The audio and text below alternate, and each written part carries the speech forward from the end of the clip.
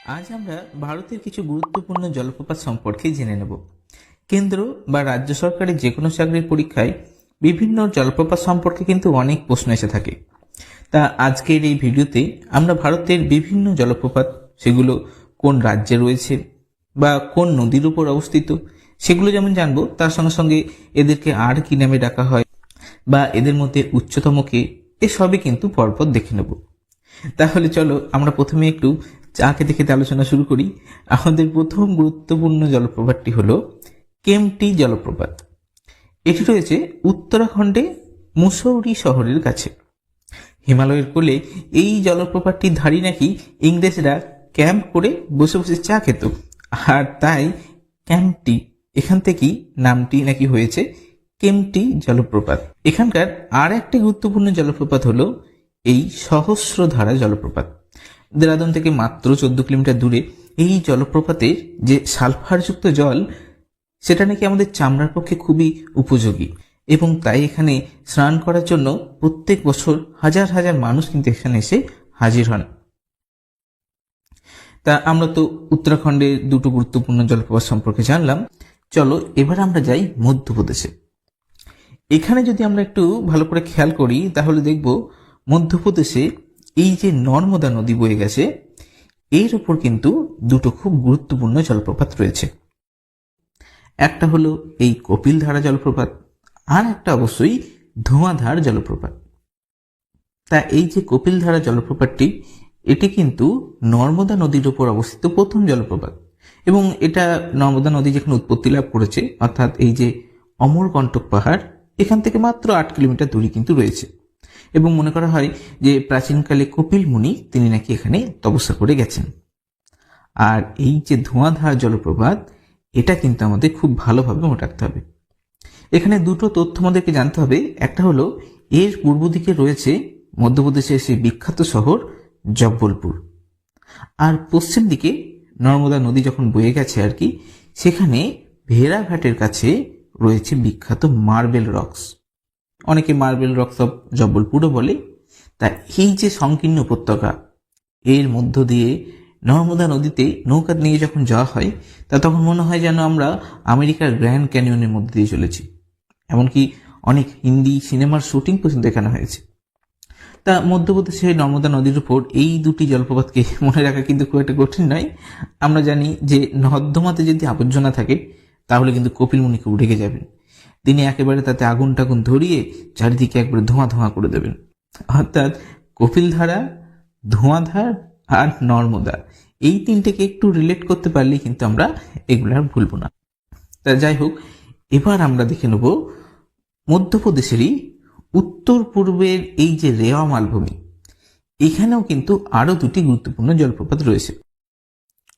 তাই এই এলাকাটির পাশ থেকে কিন্তু গঙ্গার একটা গুরুত্বপূর্ণ উপনদী টোনস, বা যাকে আমরা তামস বলেও চিনি, সেটা বয়ে গিয়েছে।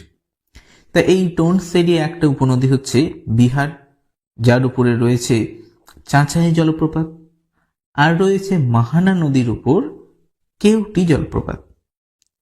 আর এই দুটি কিন্তু নিক বিন্দুতে তৈরি জলপ্রপাতের খুব আদর্শ উদাহরণ। নিক বিন্দুতে তৈরি জলপ্রপাত বলতে সাধারণত নদীর গতিপথের কোনো অংশ যদি হঠাৎ করে উপরে উঠে যায়, তাকে আমরা ভূমির পুনর্জীবন লাভ বলি, আর তখন নদী সেখান থেকে নিচে ঝাঁপিয়ে পড়ে, আর এগিয়ে কিন্তু আমরা নিক বিন্দুতে তৈরি জলপ্রপাত বলি। তারপরে আমরা আরো এরকম নিক বিন্দুতে তৈরি জলপ্রপাতের কথা জানতে পারবো। তা চলো এরপর আমরা ছত্তিশগড়ে কি কি গুরুত্বপূর্ণ জলপ্রপাত আছে সেগুলো একটু দেখে নিই। এই ছত্তিশগড়ের দক্ষিণ দিকে একটা খুব নাম করা নদী বয়ে গিয়েছে, এবং এটা হলো ইন্দ্রাবতী। এটা হলো গোদাবরী নদীর একটি উপনদী, আর এই ইন্দ্রাবতী নদীতেই রয়েছে চিত্রকূট জলপ্রপাত। বাস্তার জেলার এই জলপ্রপাতটি ভারতের সব থেকে চওড়া জলপ্রপাত, এবং দেখতে অনেকটা আমেরিকার সেই নায়াগ্রা জলপ্রপাতের মতন, তাই একে কিন্তু ভারতের নায়াগ্রা বলা হয়। তাই এটা আমাদের খুব ভালো করে মনে রাখতে হবে যে ইন্দ্রাবতী নদীর চিত্রকূট জলপ্রপাতকে আমরা বলি ভারতের নায়াগ্রা। এবং এরকম আমরা দক্ষিণ ভারতেও কিন্তু আরো কয়েকটি নায়াগ্রা পাবো, তা সেগুলো আমরা পরে আলোচনা করে নেব। আর দিনে যদি 36 বার করে আমরা ইনস্টাগ্রামে ছবি আপলোড করি তাহলে কিন্তু এত কিছু মনে থাকবে না। আসলে এটাও একটা ছোট্ট আমরা টিক্স বলে দিলাম যে 36 থেকে হলো ছত্তিশগড়, আর এই ইনস্টাগ্রাম থেকে হচ্ছে ইন্দ্রাবতী, আর ছবি থেকে হলো চিত্র, অর্থাৎ চিত্রকূট জলপ্রপাত। তা তোমরা তো আরো ভালো টিক্স হয়তো তৈরি করতে পারবে, তা আমার মতন আমি একটা বলে দিলাম। তা চলো এবার আমরা ছত্তিশগড়ের আরেকটি জলপ্রপাত সম্পর্কে জেনে নিই। এটি হলো তীর্থগড় জলপ্রপাত, এবং এটি কিন্তু ছত্তিশগড়ের উচ্চতম জলপ্রপাত, এবং যেটি রয়েছে কাঙ্গার ভ্যালি ন্যাশনাল পার্কের ঠিক কাছেই, কাঙ্গার নদীর উপরে আর কি। তাই এই যে তীর্থগড় আর এই যে চিত্রকূট, এই দুটির মাঝে আর একটা ছোট্ট জলপ্রপাত আছে, যার নাম হলো চিত্রধারা জলপ্রপাত। তা এই ছত্তিশগড়ের জলপ্রপাতগুলির নামগুলো কিন্তু খুব সুন্দর। এই ছত্তিশগড়ের পাশেই রয়েছে উড়িষ্যা। তাই উড়িষ্যার আর অন্ধ্রপ্রদেশের ঠিক বর্ডারে আমরা একটা গুরুত্বপূর্ণ জলপ্রপাত পাবো, যার নাম হলো দুদুমা জলপ্রপাত। তা এই জলপ্রপাতের কিন্তু 3টে অংশ আছে, যার মধ্যে প্রধান অংশটি কিন্তু রয়েছে উড়িষ্যাতে কোরাপুট জেলায়, আর বাকি যে দুটো অংশ তাদের একটি রয়েছে উড়িষ্যায় আর একটি রয়েছে অন্ধ্রপ্রদেশে। আর এখানে যেটা মনে রাখা একটু দরকার সেটা হলো এই দুধুমা জলপ্রপাতটা কিন্তু রয়েছে মুচকুন্দ নদীর উপরে। আচ্ছা, এইবার আমরা দেখে নিই উড়িষ্যার সব থেকে গুরুত্বপূর্ণ জলপ্রপাতটি। এটি হলো বুড়িবালাম নদীর উপর অবস্থিত বরাহিপানি জলপ্রপাত, এবং আমাদের খুব ভালো করে মনে রাখতে হবে যে এটিই হলো ভারতের দ্বিতীয় উচ্চতম এবং উড়িষ্যার উচ্চতম জলপ্রপাত। তাহলে ভারতের দ্বিতীয় উচ্চতম জলপ্রপাত কোনটি? না, বুড়িবালাম নদীর উপর অবস্থিত এই বরাহিপানি জলপ্রপাত। রয়েছে কোথায়? না, এটি রয়েছে উড়িষ্যার ময়ূরভঞ্জ জেলার এই যে শিমলিপাল ন্যাশনাল পার্ক, এবং এটা আবার একটা টাইগার রিজার্ভও বটে, তার কিন্তু মধ্যেই। আর এর পাশে আর একটা ছোট্ট জলপ্রপাত আছে, যার নাম হলো জোরান্দা জলপ্রপাত। বেশ, তাহলে আমরা উড়িষ্যার 3খানা জলপ্রপাতের নাম জানলাম। এবার আমরা যাব ঝাড়খণ্ডে।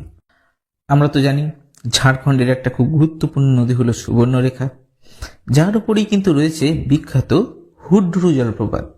আমরা বাঙালিরা হুড্রু জলপ্রপাত বললেও স্থানীয় লোকেরা কিন্তু একে হন্ড্রু জলপ্রপাত বলেই চেনে।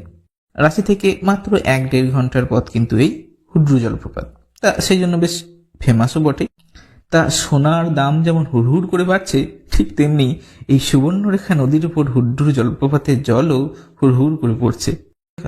তাই এখান থেকে আমরা মনে রাখি আর কি, যে সোনা থেকে সুবর্ণরেখা আর হুড়হুড় করে বাড়ছে দেখে হুড্রু জলপ্রপাত। তা এই সুবর্ণরেখারই কিন্তু আরো দুটো উপনদী আছে, একটি হলো এই রাড়ু, আরেকটি হলো এই কাঞ্চি, এবং এদের উপর রয়েছে জোনা এবং দশম জলপ্রপাত। তা এগুলো কিন্তু আমাদেরকে মনে রাখতেই হবে। এবং আরো একটু মনে রেখো যে এই জোনা জলপ্রপাতের কাছেই আবার বুদ্ধদেবের একটা ছোট্ট মন্দির আছে বলে একে আবার গৌতম ধারা জলপ্রপাতও বলা হয়। তাহলে জোনা জলপ্রপাতেরই আরেকটা নাম হলো গৌতম ধারা জলপ্রপাত।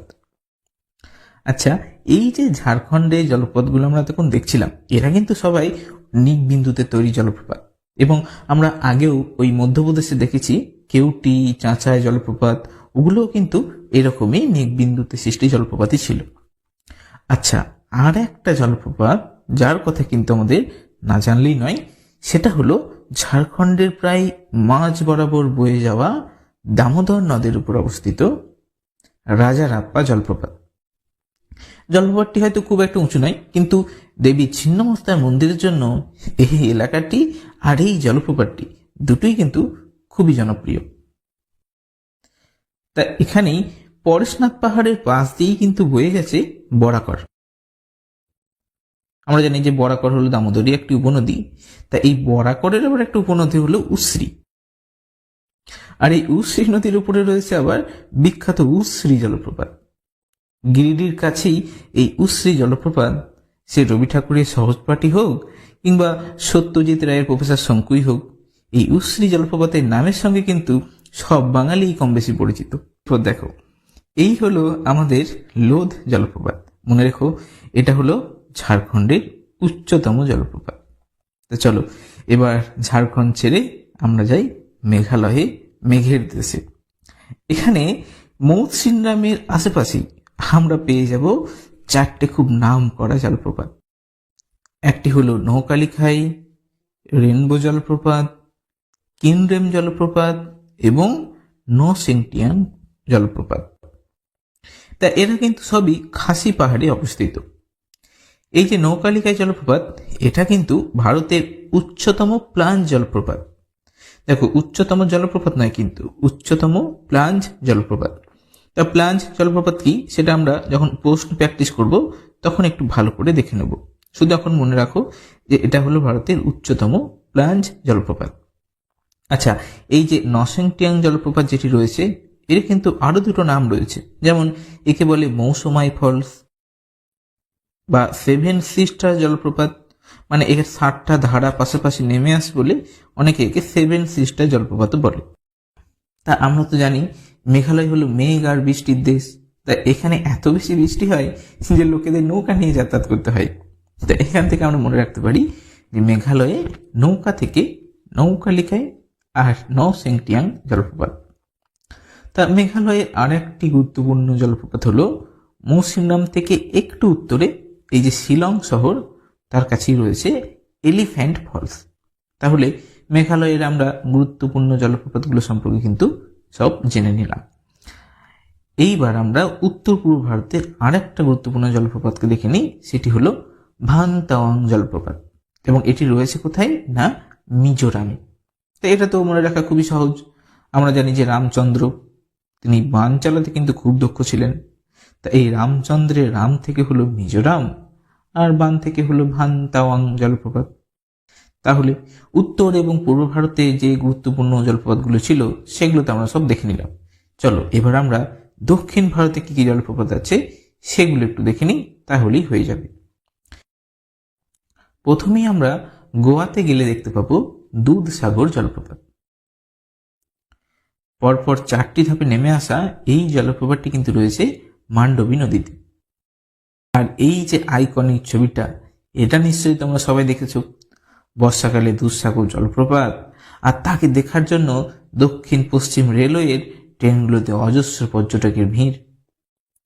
তা এটা আমরা এভাবে মনে রাখি যে গরু অর্থাৎ গোমাতার কাছ থেকে আমরা তো ভালো দুধ পাই, আর সেই দুধ থেকে ভালো ভালো মন্ডা তৈরি হয়। সেখানে এই গরু থেকে হলো গোয়া, দুধ থেকে হলো দুধসাগর জলপ্রপাত, আর মন্ডা থেকে মান্ডবী নদী। বেশ, তাহলে এবার আমরা চলে যাব কর্ণাটকে। এখানে কিন্তু অনেকগুলো গুরুত্বপূর্ণ জলপ্রপাত আছে। আমরা জানি যে কর্ণাটকের একটি প্রধান নদী হলো কৃষ্ণা, এবং যার একটা উপনদী হলো ঘাটপ্রভা। আর এর উপরই আমরা দেখতে পাবো বিখ্যাত গোকাক জলপ্রপাত। গোকাক জলপ্রপাত দেখতে অনেকটাই নায়াগ্রা ফলসের মতোই, তাই একে বলা হয় কর্ণাটকের নায়াগ্রা। তাহলে গোকাককে কি বলে না, কর্ণাটকের নায়াগ্রা। এবং এর দক্ষিণেই আমরা এখনই দেখলাম যে দুধসাগর জলপ্রপাতটি ছিল, এবং আরো একটু দক্ষিণে যদি যাই তাহলে দেখতে পাবো সেই বিখ্যাত যোগ জলপ্রপাত, যাকে আগে কিন্তু মনে করা হতো যে এটি ভারতের উচ্চতম জলপ্রপাত। যদিও এখন ভারতের উচ্চতম জলপ্রপাত হলো কুঞ্চিকল, এবং একটু পরেই আমরা এটা জানবো। তা এই যোগ জলপ্রপাত, এখানে আমাদের যেটি ভালো করে মনে রাখতে হবে তা হলো এটি কর্ণাটকের শিমোগা জেলায় অবস্থান করছে, এবং এই জলপ্রপাতটি রয়েছে কোন নদীর উপরে না, শরাবতী নদীর উপরে। এবং এটি হলো ভারতের দ্বিতীয় উচ্চতম প্লাঞ্জ জলপ্রপাত। এখনই আমরা বললাম যে ভারতের উচ্চতম প্লাঞ্জ জলপ্রপাত হলো মেঘালয়ের নৌকালিকায়, আর দ্বিতীয় উচ্চতম প্লাঞ্জ জলপ্রপাত হলো এই দুধসাগর জলপ্রপাত। তা অনেকে আবার এটা এভাবে মনে রাখে যে যোগ ব্যায়াম করার সময় তো আমাদের একটু শরবত যদি কেউ খায় তাহলে তার একটু এনার্জি আর কি বাড়ে। তা সেক্ষেত্রে এই যোগ ব্যায়াম থেকে হলো যোগ জলপ্রপাত, আর একটু শরবত খেয়ে এনার্জি বাড়বে আর কি, তা সেখান থেকে হলো শরাবতী নদী। আচ্ছা, এর কিন্তু আরো দুটো নাম আছে। একে আবার গেরোসোপ্পা জলপ্রপাত যেমন বলে, তার সঙ্গে সঙ্গে একে মহাত্মা গান্ধী জলপ্রপাত কিন্তু বলা হয়। তাহলে যোগ জলপ্রপাতের কিন্তু আরো দুটো নামও আমরা এখানে পেয়ে গেলাম। তা এই যোগ বা গেরোসোপ্পা জলপ্রপাতের আরো একটু দক্ষিণে গেলেই কিন্তু আমরা পেয়ে যাব ভারতের উচ্চতম জলপ্রপাত কুঞ্চিকল। প্রায় 455 মিটার উঁচু এই জলপ্রপাতটি কিন্তু ভারতের সব থেকে উঁচু জলপ্রপাত। তা এতক্ষণে কিন্তু আমরা পেলাম ভারতের উচ্চতম জলপ্রপাত কুঞ্চিকলকে, যে কিন্তু রয়েছে কর্ণাটকের ভারাহি বা বরাহি নদীর উপরে। কারণ মাথায় যদি মনে করো কিছু ভারী জিনিস চাপিয়ে দেয় তাহলে কি হবে, সে তো ভারী কুঁচকে যাবে। তা সেখান থেকে আমরা মনে রাখতে পারি যে ভারী থেকে ভারাহি নদী, আর ভারীতে কুঁচকে যাবে, তাই কুঁচকে যাওয়া থেকে কুঞ্চিকল জলপ্রপাত।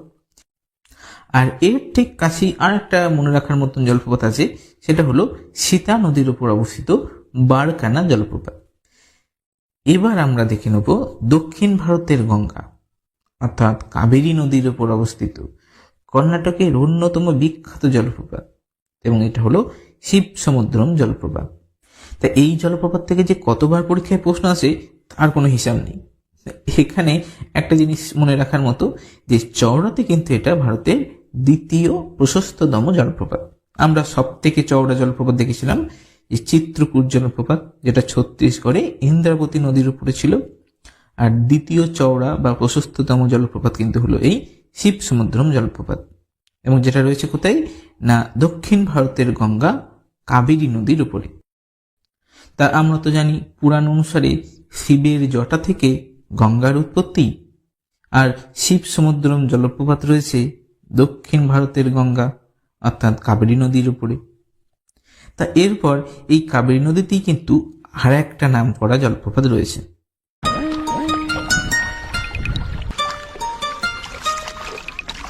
कावेरी पर एक महत्वपूर्ण झरना वह है होगनकल झरना। অসাধারণ সুন্দর এই জলপ্রপাতটি রয়েছে তামিলনাড়ুতে, এবং তামিলনাড়ুর এই জলপ্রপাতটা এতটাই বিখ্যাত যে দক্ষিণ ভারতে যে প্রাচীন সঙ্গম সাহিত্য আছে সেখানেও নাকি এর বর্ণনা পাওয়া যায়।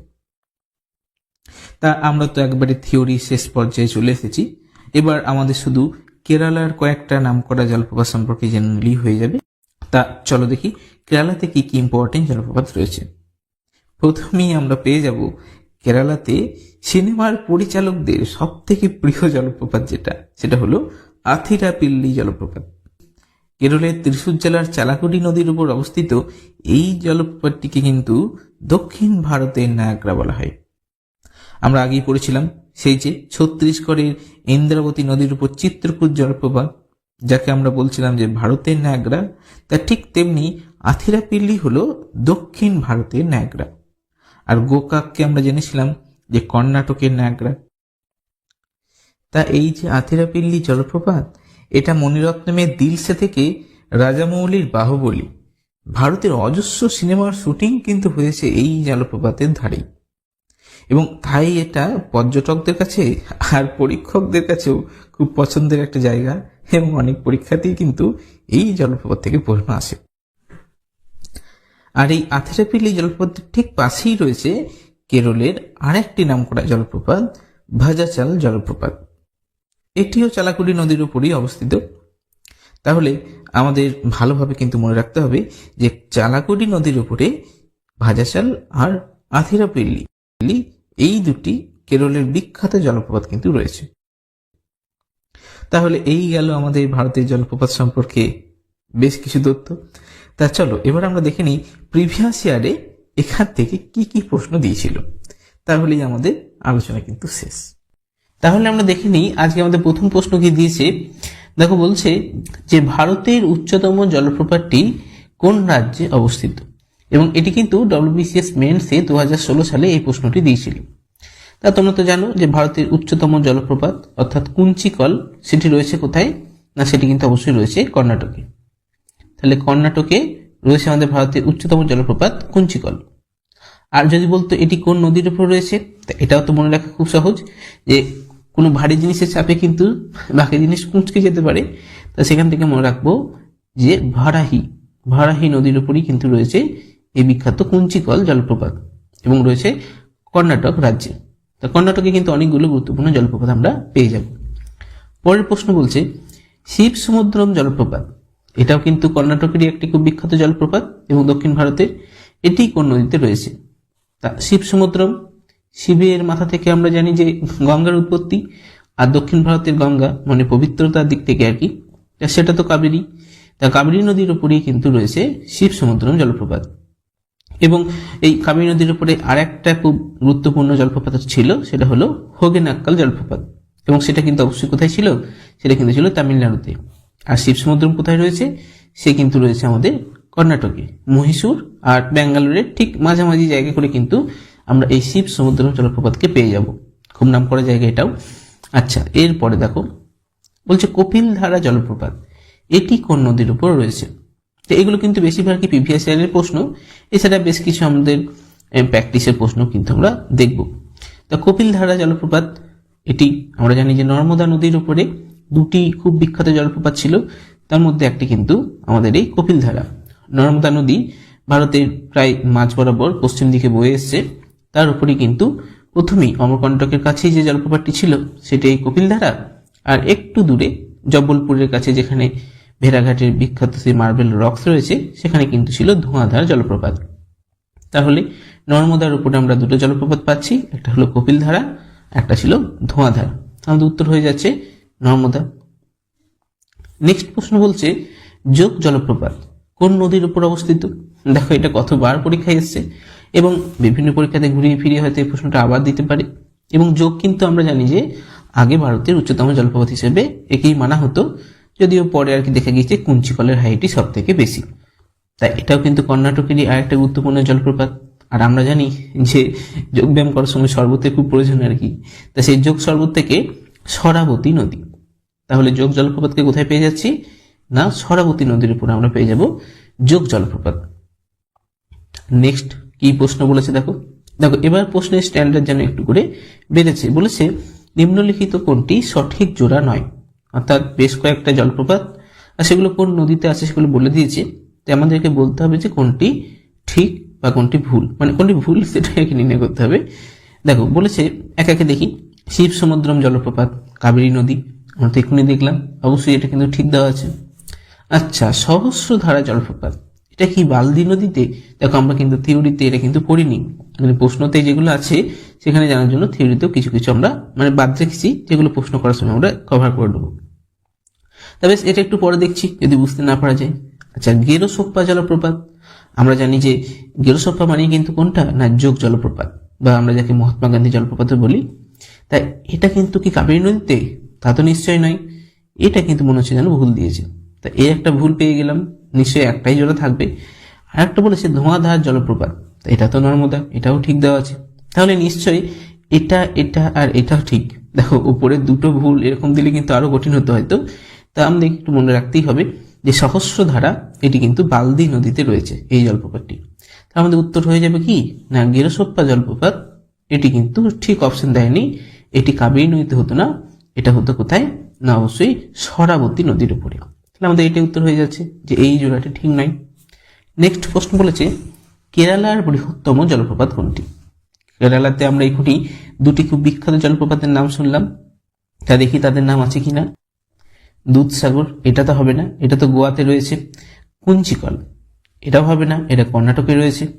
আচ্ছা, কেরালার আথিরাপিল্লি, আচ্ছা এটা কিন্তু হতে পারে।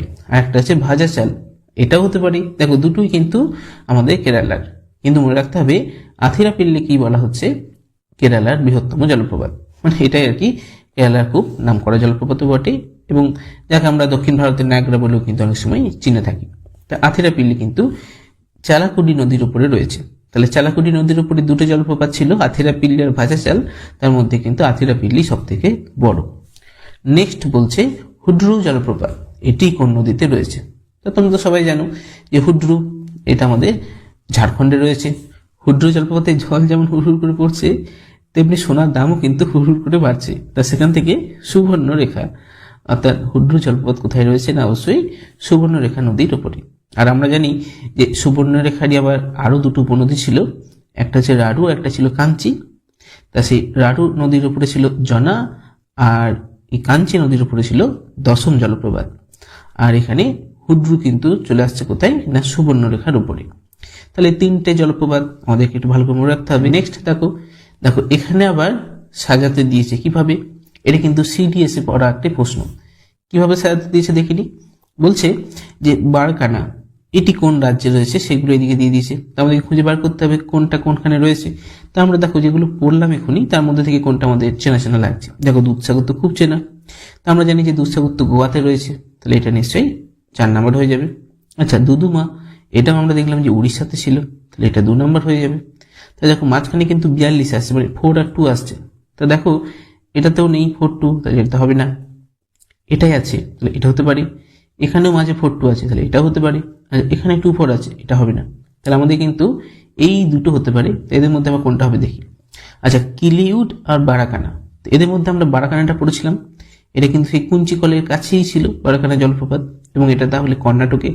তাহলে এটা কিন্তু 3 নাম্বার। তাহলে 3 4 2, আর এটা নিশ্চয়ই 1 নাম্বার।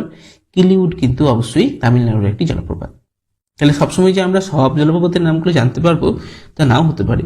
দেশে তো অজস্র জলপ্রপাত রয়েছে, এবং অনেক সময় এমন একটা নাম দিয়ে দেয় যেগুলো হয়তো খুব ইম্পর্টেন্ট নয়, বা খুব নাম শোনা যায় না, বইও হয়তো নেই, অথচ সেখান থেকে হয়তো নামটা তুলে দিতে পারে।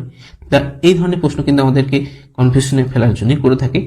তা আমাদেরকে মনে রাখতে হবে যে অনেক সময় অপশন আউট করে উত্তর দেওয়ার চেষ্টা করতে হবে। তাও যদি না হয় তাহলে আর কিছু করার থাকে না। বেশ, আর নেগেটিভ না থাকলে তো কোনো সমস্যা নেই, আমরা তখন আন্দাজে একটা করতে পারি, কিন্তু নেগেটিভ থাকলেই বেশি সমস্যা। তাহলে উত্তর আমাদের এখানে কি হয়ে যাবে না, বি এরটা, 3 4 2 1। নেক্সট প্রশ্ন কি দেখো, দেখো বিসিএস এর মেন্সে 2021 প্রশ্নটা কিরকম দিয়েছে, প্রায় সবকিছুই বলে দিয়েছে, কিন্তু একটা জটিল জিনিসকে কিন্তু ধরে নিয়েছে। বলেছে 229 মিটার উঁচু ভান তাওয়াং জলপ্রপাত মিজোরামে রয়েছে, এবং সেটা কোন জেলায় রয়েছে। তাহলে আমরা হয়তো পড়তে পারি যে ভান তাওয়াং, তাহলে মিজোরামে হয়তো আছে, এরকম সাধারণত পড়ার কথা, কিন্তু দিয়েছে কোন জেলাতে রয়েছে, চাম্পাই, মামিত, সার্চিপ না আইজল।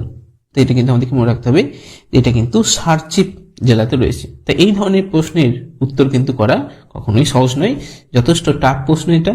নেক্সট দেখো কি প্রশ্ন বলছে, বলছে কোন রাজ্যে সিরকি এই জলপ্রপাতটি রয়েছে। এটিও এই ধরনেরই একটি প্রশ্ন, এসএসসি সিএইচএসএল এসেছিল 2021-এ।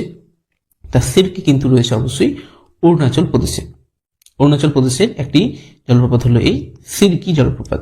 খুব যে নাম করা তা কিন্তু নয়, মানে সাধারণত হয়তো আঞ্চলিকভাবে খুব নাম করা হতে পারে, কিন্তু আমাদের সিলেবাসের ক্ষেত্রে দেখা যায় যে এই ধরনের জলপ্রপাতের নামগুলো আমরা খুব একটা পড়ি না। আচ্ছা, এটা কিন্তু খুব নাম করা একটা জলপ্রপাত, এর নাম হলো চুলিয়া জলপ্রপাত, এবং এটি রয়েছে কোথায়, চম্বল নদীর ওপরে। তা চম্বল নদীর ওপরে আমরা অনেকেই হয়তো জানি যে চম্বল নদী যে বয়ে গিয়েছে যমুনাতে গিয়ে পড়েছে, তার মাঝখানে সে অনেকগুলো রাজ্যের মধ্যে দিয়ে গিয়েছে, এবং প্রায় সবগুলো নামই কাছাকাছি দিয়েছে। মধ্যপ্রদেশের মধ্যে দিয়ে গিয়েছে, তারপর রাজস্থানের মধ্যে দিয়ে গিয়েছে, উত্তরপ্রদেশের মধ্যে দিয়েও গিয়েছে, সব নামগুলি কাছাকাছি দেওয়া আছে। অপশন আউট করা এখানে খুব সমস্যাজনক, এক্স্যাক্টলি জানতেই হবে আর কি ব্যাপারটা। তা চুলিয়া জলপ্রপাত কিন্তু মনে রাখতে হবে যে রয়েছে কোথায় না, রাজস্থানে। আচ্ছা, নেক্সট প্রশ্ন দেখো, বলছে কুনে জলপ্রপাত ভারতে কোন রাজ্যে রয়েছে। এটা আমাদের পিএসসির এসআই অর্থাৎ স্কুল ইন্সপেক্টরের আর কি 2018 সালের প্রশ্নে কিন্তু এসেছিল। তা কুনে জলপ্রপাত রয়েছে মুম্বাই আর পুনের মাঝখানে। এখানে যদি মুম্বাইকে ধরো আর এখানে যদি পুনে ধরো, তা মুম্বাই আর পুনের মাঝখানে রয়েছে এই কুনে জলপ্রপাত। তাহলে অবশ্যই এটা কিন্তু হয়ে যাচ্ছে কোথায় না, মহারাষ্ট্রে।